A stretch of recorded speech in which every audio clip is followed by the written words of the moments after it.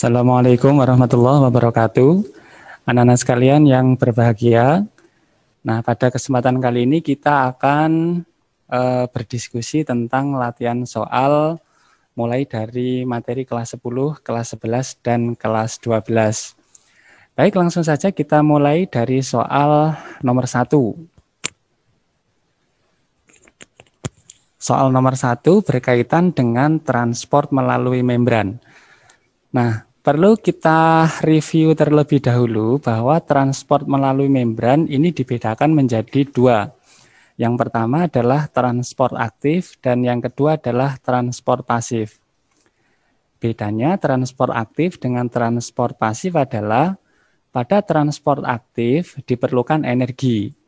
Biasanya energi yang digunakan dalam transport aktif ini adalah energi ATP atau adenosin trifosfat.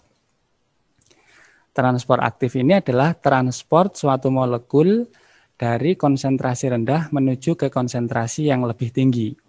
Jadi, dalam transport aktif ini terjadi peristiwa melawan gradien konsentrasi. Nah, untuk melawan gradien konsentrasi tersebut diperlukan energi ATP tadi. Contoh transport aktif misalnya adalah endositosis, eksositosis, pompa natrium dan kalium. Kemudian yang kedua adalah ada transport pasif. Nah, transport pasif ini adalah transport yang tidak menggunakan energi. Karena transport pasif ini adalah transport molekul dari konsentrasi yang lebih tinggi menuju ke konsentrasi yang lebih rendah. Contoh transport pasif misalnya adalah difusi dan osmosis.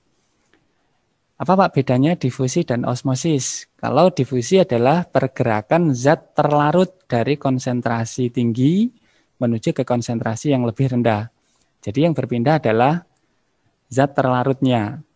Sedangkan osmosis merupakan peristiwa pergerakan zat pelarut dari konsentrasi rendah menuju ke konsentrasi yang lebih tinggi melalui membran, biasanya membran semi permeabel. Nah, sekarang kita coba untuk mendiskusikan soal nomor 1 berikut ini. Berikut ini adalah gambar proses transport pada membran. Pertanyaannya adalah pernyataan yang sesuai dengan transport melalui membran sesuai dengan gambar adalah pada gambar berikut ini terdapat dua larutan. Yang pertama di sebelah kiri di sini ada air. Jadi air saja, tidak ada zat yang terlarut ya. Berarti di sini air murni. Kemudian di sebelah kanan di sini ada ion garam dan juga ada molekul air. Jadi garam yang terlarut di air gitu.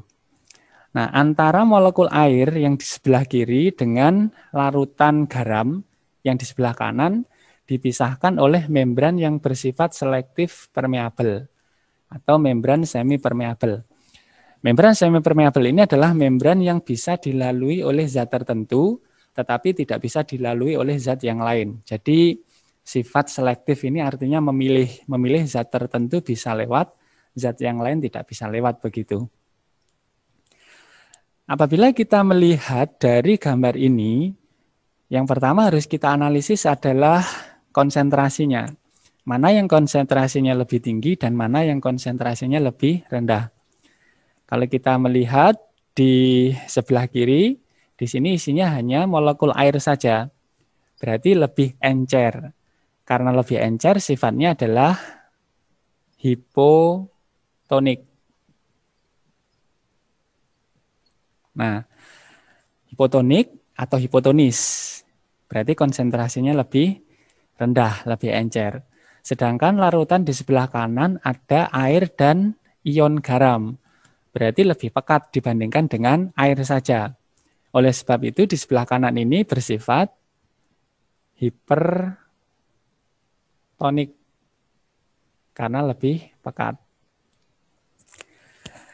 Mengikuti definisi dari transport pasif yang tadi sudah kita sampaikan ada difusi dan osmosis. Kalau disebut dengan difusi adalah pergerakan zat terlarut dari konsentrasi tinggi ke konsentrasi yang lebih rendah. Sedangkan osmosis adalah pergerakan zat pelarut dari konsentrasi rendah ke konsentrasi yang lebih tinggi. Konsentrasi rendah itu hipotonik, sedangkan konsentrasi tinggi adalah hipertonik. Nah, untuk kegiatan atau kejadian osmosis ini biasanya melalui membran. Yang tadi sudah saya sebutkan membran semi permeabel. Berarti kalau kita lihat dari definisi osmosis, maka air akan bergerak dari yang bersifat hipotonik menuju yang hipertonik. Berarti air akan bergerak dari sini nih. Hipotonik menuju ke hipertonik melalui membran selektif permeabel. Jadi pergerakan molekul air dari hipotonik menuju ke hipertonik melalui membran semipermeabel ini disebut dengan istilah osmosis. Nah, berarti dari sini mana nih kira-kira yang tepat? Kita lihat pilihan yang A. Ion garam dipindahkan secara osmosis. Nah, kita perlu mengetahui terlebih dahulu di sini garam adalah zat terlarut, bukan pelarut. Kalau osmosis itu adalah pergerakan zat pelarut. Berarti kalau dikatakan ion garam berpindah secara osmosis ini jelas kurang tepat. Karena ion garam adalah zat terlarut, bukan zat pelarut. Kalau osmosis kan yang bergerak zat pelarutnya gitu. Jadi yang A kurang tepat. Pilihan B, ion garam dipindahkan secara difusi. Nah, ini benar. Dari konsentrasi rendah ke konsentrasi tinggi. Lah, dari sini kurang tepat nih. Karena ion garam dipindahkan secara difusi dari konsentrasi tinggi ke konsentrasi yang lebih rendah. Harusnya seperti itu. Kemudian pilihan yang C, molekul air dipindahkan secara difusi. Nah, perlu kita ketahui, air adalah zat pelarut. Karena zat pelarut berarti perpindahannya secara osmosis, bukan secara difusi. Jadi pilihan C kurang tepat. Kemudian kita lihat pilihan yang D, molekul air dipindahkan secara osmosis. Ini sudah benar. Dari konsentrasi rendah atau hipotonik menuju ke konsentrasi yang lebih tinggi atau hipertonik. Dengan demikian untuk nomor 1 ini jawaban yang tepat adalah D. Kita lihat dulu jawabannya. Oke, nomor 1 jawaban yang tepat adalah D. Sekarang kita lanjut ke soal nomor 2. Soal nomor 2 ini tentang metabolisme. Perlu kita review terlebih dahulu supaya ingat kembali dengan materinya. Metabolisme adalah keseluruhan reaksi kimia yang ada di dalam tubuh makhluk hidup. Baik itu reaksi penyusunan maupun reaksi penguraian. Reaksi penyusunan maupun reaksi penguraian tersebut senantiasa melibatkan enzim sebagai biokatalisator dan melibatkan energi. Biasanya energi yang digunakan adalah ATP. Kalau reaksinya adalah reaksi penyusunan, maka memerlukan energi ATP. Kalau reaksinya adalah penguraian, maka akan melepaskan energi ATP.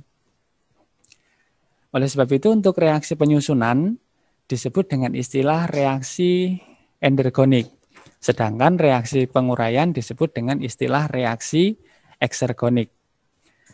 Nah, reaksi penyusunan disebut dengan istilah anabolisme.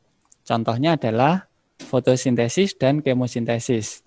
Sedangkan reaksi penguraian disebut dengan katabolisme. Contoh dari reaksi penguraian atau katabolisme ini adalah peristiwa respirasi. Baik respirasi aerob maupun respirasi anaerob.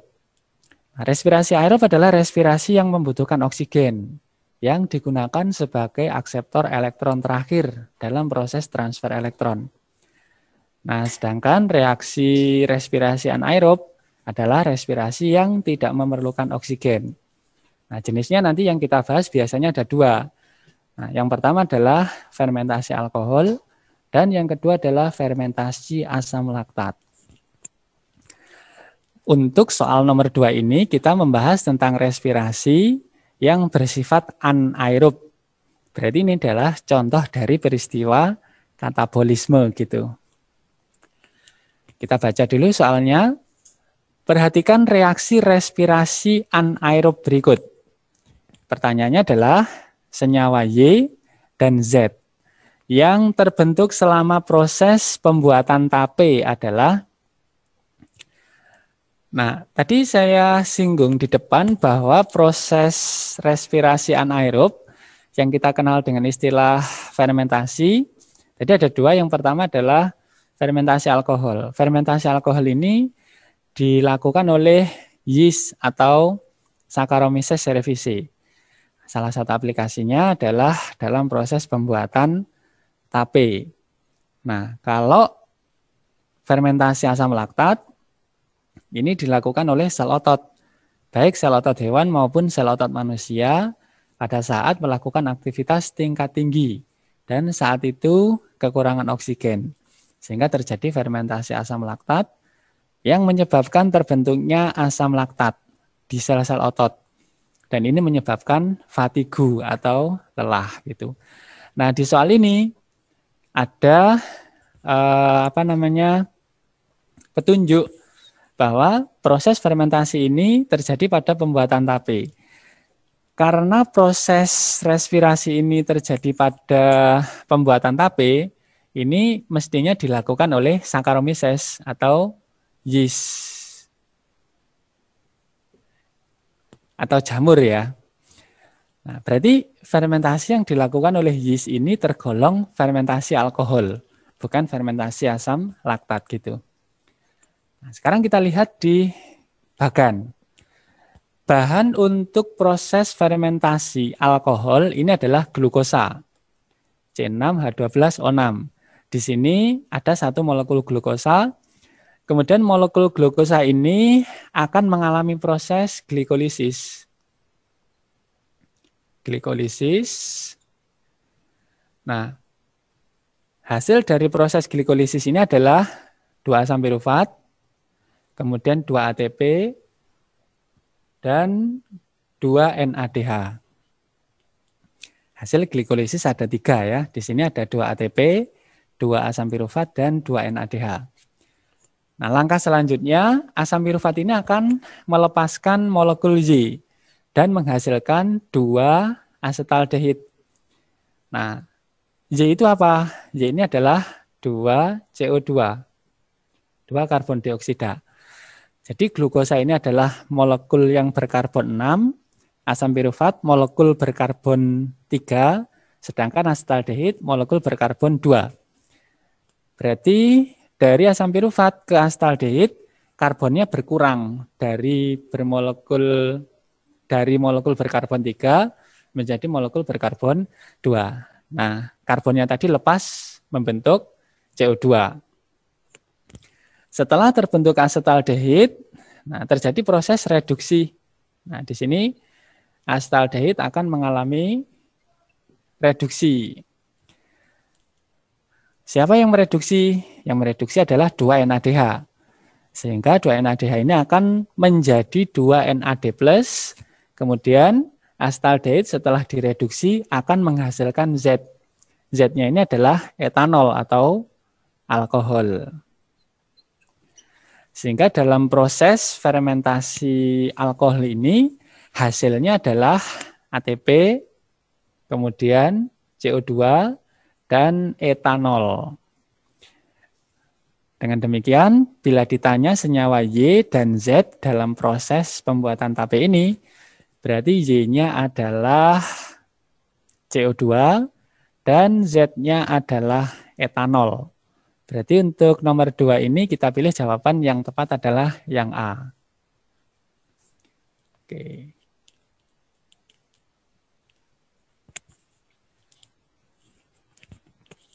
Sekarang kita lanjut ke soal nomor 3. Nah, soal nomor 3 ini masih tentang bab metabolisme. Jadi metabolisme ada 2.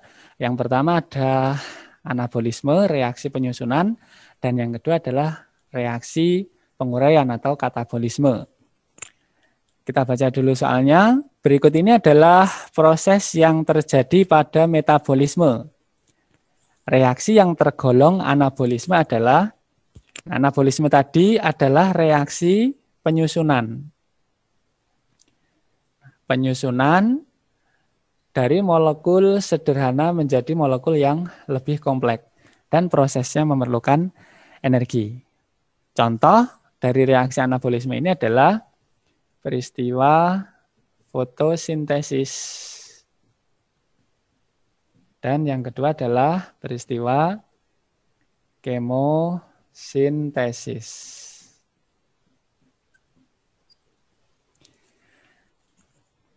Pertama, sintesis protein dari asam amino yang melibatkan DNA, RNA, dan ribosom. Sintesis protein ada dua tahap utama ya. Yang pertama ada transkripsi, yaitu menyalin DNA menjadi messenger RNA, dan yang kedua adalah translasi, yaitu menerjemahkan messenger RNA menjadi polipeptida yang terjadi di ribosom. Nah, ketika kita lihat di sini, kita menyusun protein dari asam amino. Jadi asam amino disusun menjadi protein. Karena proses ini adalah proses penyusunan molekul sederhana menjadi molekul yang lebih besar, lebih kompleks, maka sintesis protein ini tergolong anabolisme. Jadi nomor 1 ini benar. Nomor 2, perubahan molekul glukosa menjadi CO2 dan H2O pada respirasi aerob. Nah, kalau perubahan molekul glukosa menjadi CO2 dan H2O pada respirasi aerob, ini adalah contoh dari reaksi pemecahan atau penguraian. Nah, proses respirasi aerob sendiri terdiri atas 4 tahap utama. Yang pertama ada glikolisis, yang kedua dekarboksilasi oksidatif asam pirufat, yang ketiga ada siklus Krebs, dan yang keempat ada rantai transfer elektron. Dari serangkaian peristiwa tadi akan menghasilkan CO2, H2O, dan tentu saja energi dalam bentuk ATP, adenosin trifosfat. Jadi untuk nomor 2 ini bukan merupakan contoh dari anabolisme, tapi contoh dari katabolisme. Pernyataan nomor 3, sintesis lemak dari protein dan karbohidrat melalui koenzim A. Berarti kalau dikatakan sintesis adalah pembentukan atau penyusunan. Berarti kalau kita melihat di sini ada sintesis lemak dari protein dan karbohidrat, berarti dia termasuk peristiwa anabolisme atau penyusunan. Berarti nomor 3 ini masuk. Pernyataan nomor 4, peristiwa glikolisis yang mengubah glukosa menjadi asam pirufat. Nah, glukosa molekul berkarbon 6, sedangkan asam pirufat molekul berkarbon 3. Dari molekul berkarbon 6 menjadi molekul berkarbon 3. Berarti prosesnya adalah pemecahan. Karena reaksinya adalah pemecahan, berarti tergolong reaksi katabolisme, bukan anabolisme. Berarti nomor 4 ini tidak bisa kita pilih. Nomor 5, reaksi terang yang menghasilkan ATP dan NADPH yang kemudian digunakan untuk membentuk glukosa. Nah, fotosintesis di sini ada 2. Yang pertama ada reaksi terang dan yang kedua ada reaksi gelap. Reaksi terang adalah reaksi yang membutuhkan cahaya dan menghasilkan ATP, NADPH2 dan O2. O2 dilepaskan untuk proses respirasi secara aerob hewan dan manusia. Kemudian ATP dan NADPH2 dipakai untuk proses reaksi gelap dan menghasilkan glukosa. Jadi nomor 5 ini menggambarkan peristiwa fotosintesis. Karena fotosintesis merupakan contoh dari anabolisme, berarti nomor 5 ini benar. Yang keenam, fermentasi alkohol pada mikroorganisme yang menghasilkan energi karena perubahan asam pirufat menjadi asam asetat. Kalau dikatakan fermentasi alkohol, maka tergolong proses respirasi anaerob. Karena respirasi anaerob, maka respirasi anaerob tersebut merupakan bagian dari proses pemecahan atau katabolisme. Sehingga untuk nomor 6 tidak bisa kita pilih. Dengan demikian reaksi yang tergolong anabolisme ditunjukkan oleh nomor 1, nomor 3, dan nomor 5. 1, 3, dan 5. Berarti jawaban yang tepat adalah yang B.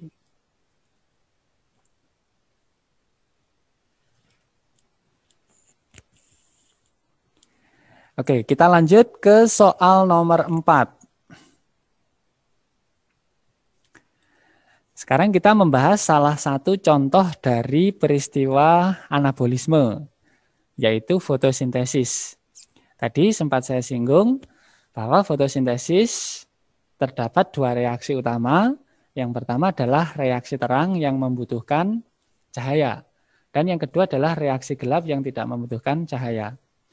Reaksi terang terjadi di tilakoid. Nah, tumpukan dari tilakoid ini disebut dengan granum. Granum yang jumlahnya banyak disebut grana. Nah, reaksi terang ini menghasilkan ATP, NADPH2, dan O2. O2-nya dilepaskan, sedangkan ATP dan NADPH2 digunakan untuk reaksi gelap. Nah, reaksi gelap sendiri terjadi di stroma. Nah, untuk reaksi gelap ada 3 tahap. Yang pertama adalah fiksasi CO2 atau karboksilasi. Yang kedua adalah reduksi, dan yang ketiga adalah regenerasi. Dan pada akhirnya nanti dari reaksi gelap akan menghasilkan karbohidrat atau glukosa. Sekarang kita lihat di soal nomor 4. Perhatikan gambar dan proses yang terjadi dalam kloroplas berikut ini.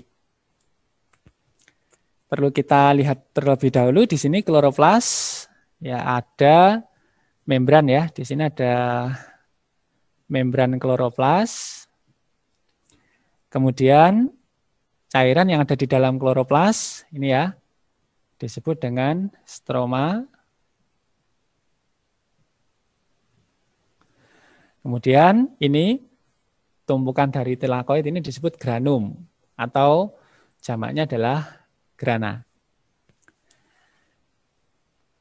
Di sini pertanyaannya adalah berdasarkan gambar proses yang terjadi pada bagian X adalah, yang terjadi pada bagian X adalah apa yang ditunjukkan di granum atau di grana. Seperti kita singgung di depan bahwa reaksi terang tadi terjadi di tilakoid atau grana, sedangkan reaksi gelap terjadi di stroma. Reaksi terang membutuhkan cahaya, ada 2 jenis, lintas siklik dan lintas non-siklik. Lintas siklik menghasilkan ATP, melibatkan fotosistem 1. Lintas non-siklik menghasilkan ATP, NADPH2, dan O2, melibatkan fotosistem 1 dan fotosistem 2. Dan khusus pada lintas non-siklik ini, terjadi peristiwa pemecahan air atau fotolisis air. Nah, sekarang kita lihat penangkapan cahaya. Nah, penangkapan cahaya oleh klorofil. Jadi untuk reaksi terang adalah reaksi yang membutuhkan cahaya. Cahaya tadi setelah masuk ke daun, masuk ke kloroplas akan ditangkap oleh fotosistem yang ada di kloroplas tersebut. Nah, apa fungsinya cahaya setelah ditangkap oleh fotosistem? Maka setelah cahaya masuk ke fotosistem nanti fungsinya adalah untuk eksitasi elektron. Eksitasi elektron dari klorofil. Nah, nanti eksitasi elektron ini akan sangat bermanfaat untuk proses pembentukan ATP dan NADPH. Nah, kemudian yang kedua dihasilkan glukosa. Dihasilkan glukosa ini adalah proses dari hasil dari reaksi gelap. Nah, reaksi gelap terjadi di stroma. Jadi untuk nomor 2 nggak bisa kita pilih. Untuk nomor 3 di sini ada fotolisis air atau pemecahan air. Jadi fotolisis air ini terjadi di reaksi terang lintas non-siklik. Seperti tadi kita sampaikan bahwa reaksi terang terjadi di granum atau di grana atau di tilakoid. Kemudian yang keempat ada fiksasi CO2. fiksasi CO2 merupakan bagian dari reaksi gelap fotosintesis. Tadi untuk reaksi gelap kita sampaikan ada 3 tahap. Yang pertama fiksasi CO2 atau karboksilasi, yang kedua ada reduksi, dan yang ketiga ada regenerasi. Nah, fiksasi CO2 oleh RUBP ya, itu merupakan bagian dari reaksi gelap. Jadi kejadiannya bukan di X tapi di stroma. Yang kelima dihasilkan ATP. Nah, tadi juga sudah kita sampaikan bahwa untuk reaksi terang menghasilkan ATP, NADPH, dan O2. Jadi untuk reaksi terang, ini benar, ini nomor 5, kejadiannya di tilakoid atau grana. Jadi berdasarkan gambar, proses yang terjadi pada bagian X itu adalah nomor 1, penangkapan cahaya, nomor 3, terjadi peristiwa fotolisis air, dan nomor 5, dihasilkan ATP. Jadi untuk nomor 4 ini, jawaban yang tepat adalah 1, 3, dan 5. Berarti kita pilih yang B.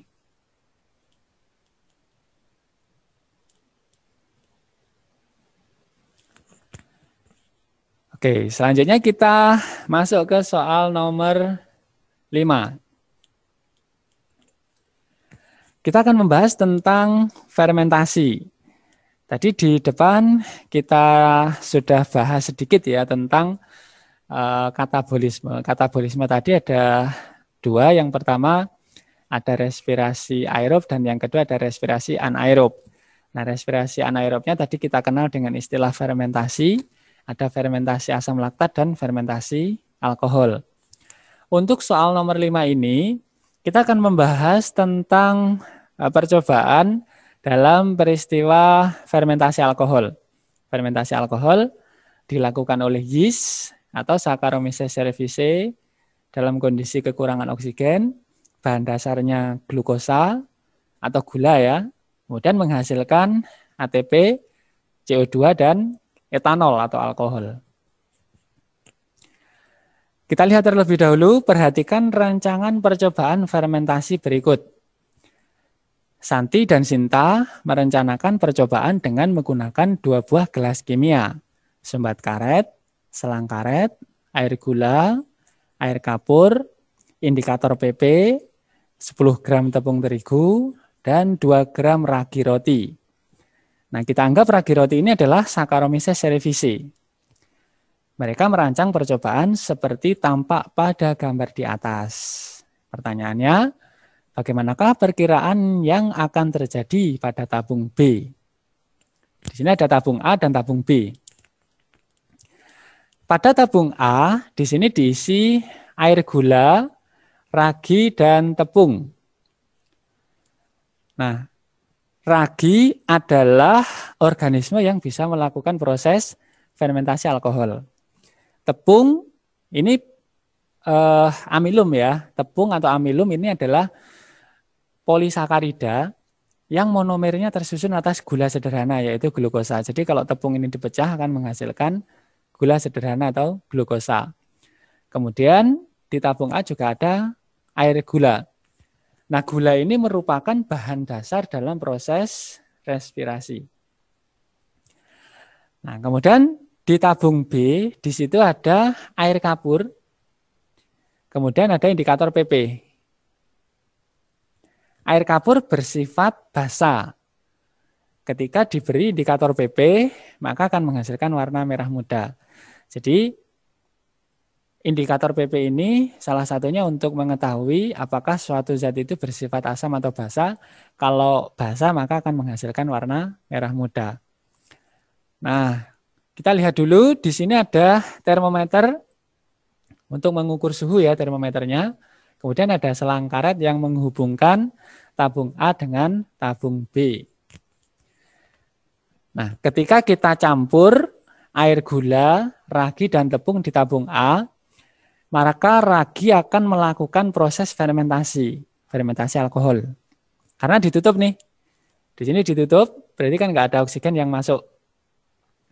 Karena nggak ada oksigen yang masuk, maka terjadi peristiwa fermentasi. Fermentasi yang dilakukan ragi adalah fermentasi alkohol. Nah, dalam proses fermentasi alkohol ini akan dilepaskan 3 hal.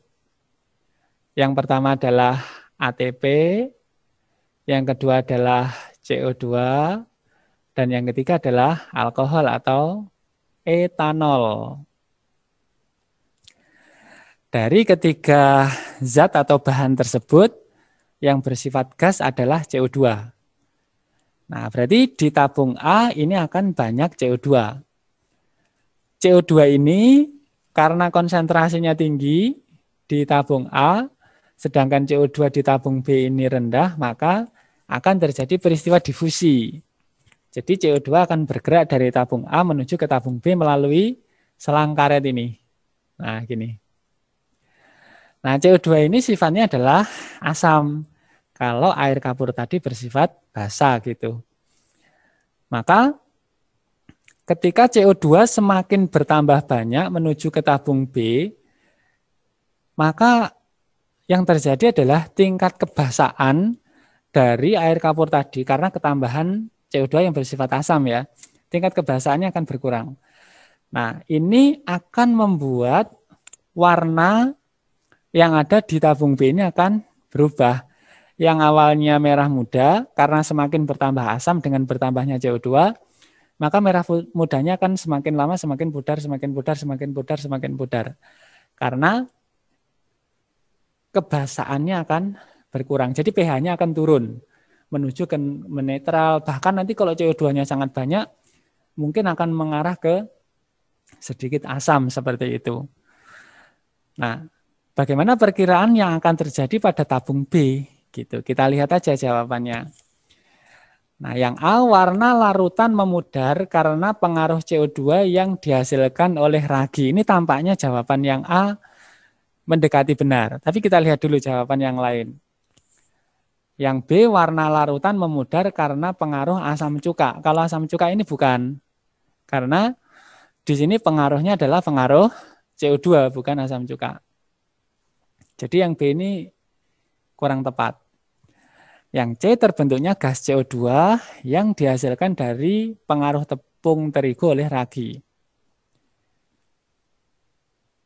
Nah, kalau yang C ini, kalau kita lihat di sini kan bagaimana perkiraan yang terjadi pada tabung B. Nah, pada tabung B tadi tidak diberi ragi ya, di tabung A yang diberi ragi. Jadi terbentuknya gas CO2 yang dihasilkan dari pengaruh tepung terigu oleh ragi. Tampaknya kurang tepat. Yang D, temperatur menurun karena pengaruh uap asam cuka. Jadi kita tidak membicarakan tentang asam cuka ya di sini. Karena fermentasinya adalah fermentasi alkohol. Jadi produknya ATP, CO2, dan etanol. Yang E, larutan air kapur menjadi jernih karena uap asam yang dihasilkan di tabung A. Ini juga mendekati, tapi uap asamnya ini apa? Uap asamnya harusnya adalah CO2. Oleh sebab itu, jawaban yang paling tepat mendekati untuk soal nomor 5 ini adalah A. Warna larutan memudar karena pengaruh CO2 yang dihasilkan oleh ragi dari tabung A gitu. Selanjutnya kita akan membahas soal nomor 6. Ini kita akan membahas tentang hukum Mendel. Pertama, kita mencari gamet dulu ya. Untuk hukum Mendel kemarin sudah kita bahas, ada hukum 1 Mendel, ada hukum 2 Mendel. Hukum 1 Mendel adalah hukum yang terjadi pada peristiwa persilangan monohibrid atau satu sifat beda. Atau hukum segregasi ya, hukum pemisahan alel secara bebas pada waktu pembentukan gamet. Kalau hukum 2 Mendel itu adalah hukum asortasi yang terjadi pada peristiwa persilangan dihibrida, yaitu persilangan dengan 2 sifat beda. Macam gamet yang dapat dihasilkan oleh individu yang memiliki gen PP, P besar ya, Q besar Q kecil, R besar R kecil, S besar S besar. Nah, ada berapa macam nih gametnya? Kita lihat aja. Di sini ada P besar, berarti satu jenis P besar.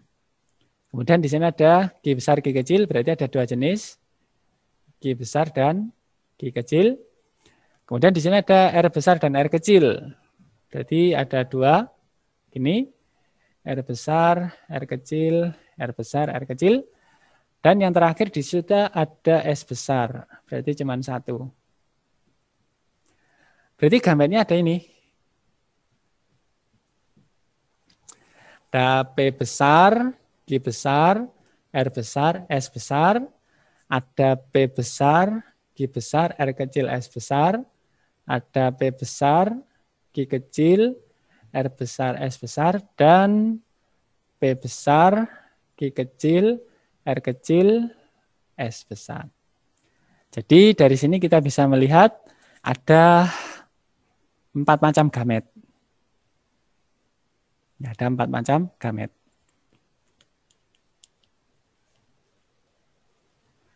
Dengan demikian jawaban yang tepat adalah B.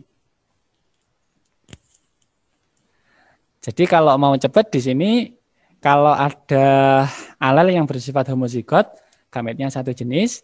Kalau ada alel yang heterozigot, gametnya dua jenis gitu. Oke, kita lanjut ke soal nomor 7.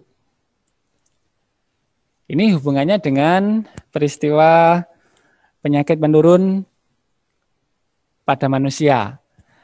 Nah, penyakit atau kelainan menurun pada manusia, kita pernah membahas, yaitu ada yang terpaut autosom atau kromosom tubuh, dan ada yang terpaut gonosom atau kromosom kelamin. Yang terpaut kromosom kelamin, ada yang terpaut kromosom X, dan ada yang terpaut kromosom Y. Contoh yang terpaut autosom misalnya kejadian hemofili, sickle cell anemia, thalassemia, polidaktili, brakidaktili, dan lain-lain. Kalau yang terpaut gonosom, misalnya terpaut kromosom Y dan bersifat resesif, misalnya ada hipertrikosis, ada Webeptos, dan Hystrix gravior. Nah, sekarang yang terpaut pada kromosom X dan bersifat resesif diantaranya ada buta warna sama kasus hemofili. Sekarang kita membahas tentang buta warna nih.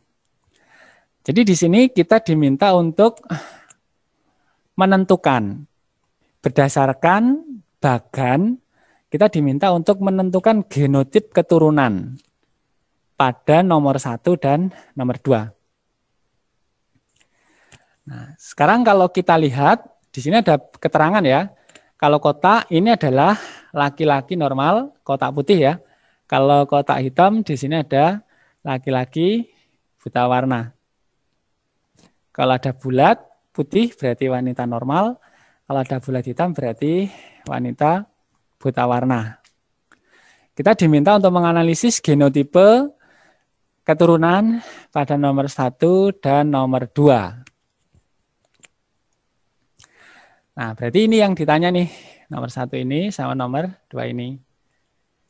Nah, berarti kita lihat terlebih dahulu. Yang paling gampang nih, kalau saya melihatnya dari sini, laki-laki buta warna ya, berarti di sini yang kotak hitam ya, berarti ada X, itu lambangnya BW ya. X, B kecil, W kecil, Y. Laki-laki kan XY. B kecil, W kecil kan lambang untuk buta warna. Kalau B besar, nah B besar, W besar gitu ya, nanti berarti dia normal. Nah, ini ada laki-laki, berarti kan XY nih. Sebenarnya di sini ada perempuan berarti XX. Lah, anak laki-laki di sini pasti menerima gen Y ini dari ayahnya. Berarti kalau ini ada anak laki-laki buta warna di sini, berarti gen buta warnanya ini pasti diperoleh dari ibunya. Berarti ibunya nomor 1 ini pasti membawa gen buta warna. Berarti dia X, B kecil, W kecil gitu. Berarti nomor 1 ini kemungkinannya dia adalah wanita karier. Kemungkinannya adalah wanita karier.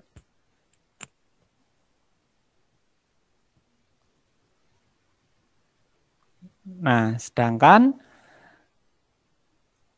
keturunannya berarti nanti bisa bervariasi kalau seperti ini. Nomor 1, kalau wanita karier berarti kita bisa memilih antara A atau B gitu. Antara A atau B.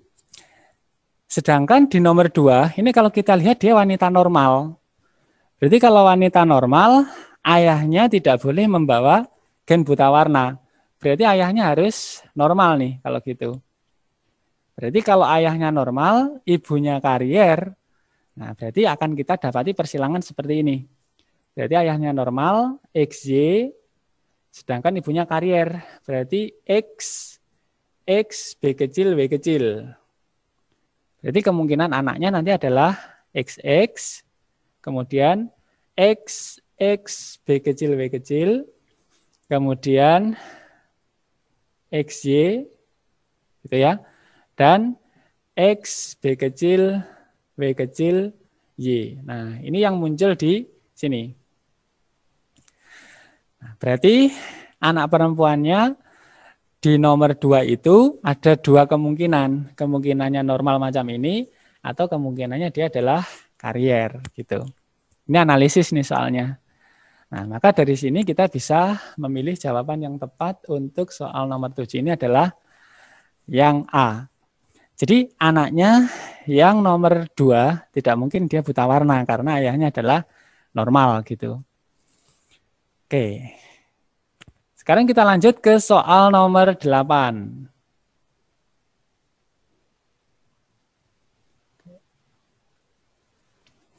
Nah, untuk soal nomor 8 ini kita membahas materi kelas 10 nih. Tentang klasifikasi. Perhatikan gambar organisme berikut. Ada 2 organisme yang kedua-duanya sama-sama uniseluler. Cuman ini memiliki kelompok yang berbeda. Jadi gambar yang kiri ini adalah bakteri. Ini adalah bakteri. Kemudian yang di gambar kanannya di sini adalah paramecium. Paramecium. Nah, bakteri ini digambarkan dia punya alat gerak berupa flagel, sedangkan paramecium ini punya alat gerak berupa silia. Makanya paramecium tergolong kelompok ciliata ya, organisme yang bergerak menggunakan silia. Nah, walaupun sama-sama bersifat uniseluler, tapi kedua organisme ini masuk dalam kelompok yang begitu berbeda. Karena bakteri ini bersifat prokaryotik. Prokaryotik. Artinya belum punya membran inti. Sedangkan paramecium ini bersifat eukaryotik. Sudah punya membran inti. Nah, untuk kelompok bakteri, ini masuk dalam kingdomnya Monera. Jadi Monera ini ada beberapa kelompok ya. Yang pertama ada bakteri. Di sana ada eubakteri sama arkebakteri ya. Terus sama satu lagi ada cyanobacteria atau alga hijau biru. Nah, sedangkan yang paramecium ini masuk kelompoknya protista. Jadi termasuk protista mirip hewan. Gitu. Pertanyaannya adalah ciri khas yang menjadi pembeda kedua organisme tersebut sehingga digolongkan dalam kingdom yang berbeda adalah jadi yang bakteri masuk kingdomnya Monera, sedangkan paramecium masuk kingdomnya protista. Itu latar belakang utamanya mengapa mereka dimasukkan dalam kingdom yang berbeda adalah karena membran intinya. Jadi yang bakteri tidak punya membran inti, makanya masuk kelompoknya prokaryotik, dan paramecium punya membran inti, sehingga masuk kelompoknya eukaryotik gitu. Jadi permasalahannya ada di sini nih, di membran inti nih. Jadi nomor 8 kita pilih yang A. Oke. Sekarang kita lanjut ke soal nomor 9. Ini kita masuk ke materi kelas 2 ya, tentang sistem pencernaan. Sistem pencernaan, di sini yang ditanya adalah enzim. Perhatikan gambar organ pencernaan berikut. Kita lihat dulu Di sini ada hati. Kemudian di sini ada kantung empedu. Ada kantung empedu. Kemudian di sini ada lambung ya. Di sini ada usus besar. Usus besar. Kemudian di sini ada usus halus. Oke. Enzim yang dihasilkan oleh organ X. X ini lambung. Nah, lambung itu menghasilkan beberapa enzim. Di antaranya yang terkenal ini ada pepsin. Kemudian ada renin. Ini enzim yang dihasilkan oleh lambung. Kemudian yang lain yang dihasilkan lambung misalnya ada gastrin, ada juga HCl ya. Tapi itu bukan enzim. Kalau enzim adalah pepsin dan renin. Apa fungsinya pepsin? Untuk memecah protein menjadi pepton. Kalau renin menggumpalkan kasein pada susu. Nah, nanti setelah digumpalkan bisa dipecah oleh pepsin menjadi pepton lagi. Enzim yang dihasilkan oleh organ X dan fungsinya adalah renin, mengendapkan protein kasein pada susu. Nah, ini tampaknya benar nih yang A, tapi kita lihat dulu yang B sampai E. B peptidase. Nah, kalau peptidase ini bukan dihasilkan oleh lambung. C maltase, ini dihasilkan usus halus. Tripsin. Tripsin itu pada awalnya dalam bentuk tripsinogen, dihasilkan pankreas ya. Nah, nanti begitu masuk ke dalam usus halus, diaktifkan menjadi tripsin. Itu bekerjanya di usus halus, bukan diproduksi oleh lambung. Kemudian kolecisstokinin ini adalah hormon, bukan enzim. Jadi untuk soal nomor 9 ini, yang paling tepat adalah yang A. Renin mengendapkan kasein yang terdapat pada susu. Setelah diendapkan, maka nanti proteinnya bisa dipecah menjadi pepton oleh pepsin. Oke, jadi nomor 9 yang tepat adalah A.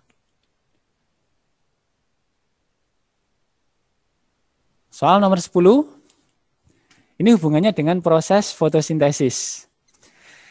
Nah, fotosintesis tadi sudah kita bahas di depan ya. Ada reaksi terang, ada reaksi gelap. Nah, ini adalah salah satu contoh percobaan dalam pembuktian fotosintesis. Jadi ada beberapa percobaan yang perlu kita ketahui dalam kegiatan fotosintesis. Yang pertama ada percobaan Ingenhousz. Yang kedua ada percobaan Engelmann, dan yang ketiga ada percobaan Sachs. Nah, di sini yang kita bahas adalah percobaan Ingenhousz. Dalam percobaan Ingenhousz ini kita sediakan beker glass. Nah, beker glass ini kita isi air, kemudian kita isi dengan tanaman air yaitu hidrilla. Kemudian di dalam beker glass ini kita sediakan corong ya. Kemudian di sini ada tabung reaksi yang posisinya terbalik gitu. Nah, kemudian dikasih cahaya. Nah, karena hidrilla ini adalah tumbuhan hijau, terkena cahaya, maka tumbuhan ini akan melakukan proses fotosintesis. Nah, hasil fotosintesis itu ada glukosa ya, kemudian ada O2. Nah, O2-nya keluar dalam bentuk gelembung-gelembung. Nah, gelembung-gelembung ini nanti akan naik ke sini nih, ke tabung reaksi dan berkumpul di sini. Nah, berarti di sini kita bisa melihat bahwa dalam percobaan Ingenhousz ini salah satu hal yang ingin diketahui adalah bahwa proses fotosintesis akan menghasilkan oksigen gitu. Pertanyaannya adalah hasil akhir dari percobaan tersebut, pada ujung corong terdapat gelembung-gelembung, yaitu gelembung oksigen. Mengapa demikian? Kita lihat dulu pilihan yang A. Terjadi pembentukan CO2 yang dilakukan oleh tanaman hidrilla. Jadi yang dihasilkan dari peristiwa fotosintesis bukan CO2 tapi O2. Malah CO2 ini adalah bahan yang dibutuhkan dalam proses fotosintesis gitu. Jadi yang A nggak bisa kita pilih. Yang B, terbentuk oksigen dari proses fotosintesis yang dilakukan hidrilla. Nah, ini tampaknya yang B ini sudah benar. Jadi jawaban yang tepat untuk soal nomor 10 adalah yang B. Oke, sekarang kita lihat di soal nomor 11. Persilangan Drosophila tubuh warna hitam, sayap panjang, dengan genotipe A besar, B besar, B besar. Dengan individu yang memiliki warna tubuh abu-abu sayap pendek, A kecil, B kecil, B kecil. Jika terjadi tautan atau pautan ya antara gen A besar dengan B besar, A kecil dengan B kecil, maka didapatkan F1, A besar, A kecil, B besar, B kecil. Tubuh hitam sayap panjang. Jumlah gamet F1 yang terbentuk adalah, berarti F1-nya memiliki genotipe A besar, A kecil, B besar, B kecil. Terjadi pautan antara gen A dengan gen B. Maka kita gambarkan semacam ini. Jadi pautan ini mengindikasikan bahwa gen itu terletak dalam satu kromosom. Di sini ada gen A besar, ada gen B besar, di sini ada A kecil dengan B kecil. Sehingga ketika terjadi proses pemisahan, nah semacam ini, pada waktu pembelahan meiosis, maka gen A besar akan diturunkan bersama dengan B besar. Sedangkan gen A kecil akan diturunkan bersama dengan B kecil. Berarti jumlah gametnya berapa? Hanya ada 2, A besar, B besar, dan A kecil, B kecil. Ada 2 macam gamet di sini. Jadi yang A. Oke. Kalau seandainya di soal ini tidak ada pautan, A besar, A kecil, B besar, B kecil, maka jumlah gametnya ada 4, yaitu A besar, B besar, A besar, B kecil, A kecil, B besar, dan A kecil, B kecil. Oke. Baik, demikian pembahasan untuk latihan soal mulai dari kelas 1, kelas 2, dan kelas 3. Semoga bermanfaat. Selamat belajar dan semoga sukses. Saya akhiri. Wassalamualaikum warahmatullahi wabarakatuh.